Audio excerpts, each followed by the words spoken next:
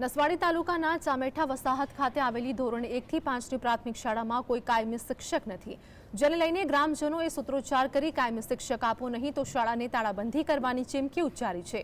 મહત્વનું છે કે આ પ્રાથમિક શાળામાં 25 જેટલા વિદ્યાર્થીઓ અભ્યાસ કરે છે।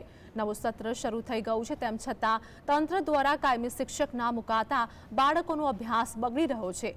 તાલુકા મથકેથી જ શિક્ષક મૂકવામાં આવે તે શિક્ષક માંડ બાળકો સાથે પરિચિત થાય તે પહેલા જ બીજા શિક્ષકને મૂકી દેવામાં આવે છે। તેમજ શાળામાં શિક્ષક ના હોવાથી વિદ્યાર્થીઓને પીવાના પાણીની સુવિધા નથી તો શૌચાલયમાં પાણી નથી, જ્યારે શાળા અને કમ્પાઉન્ડ વોલ જર્જરિત છે। કમ્પાઉન્ડ વોલમાં મોટી મોટી તિરાડો પડી ગઈ છે। ગમે ત્યારે કમ્પાઉન્ડ વોલ ધરાશાયી થાય તેમ છે, ત્યારે આ અંગે પણ નિરાકરણ લાવવા માટે આવે તેવી માંગ ઉઠી છે। 5 દિવસ બીજા આવે, 5 દિવસ બીજા સાહેબ આવે એટલે આ દર સરકારી સાહેબ જોઈએ છે, બરોબર। નિશાની તો હાલત તો બહુ ખરાબ છે। આજે દિવાલ પર પતરા ઉડી જાય તો એની જવાબદારી કોણ રાખે?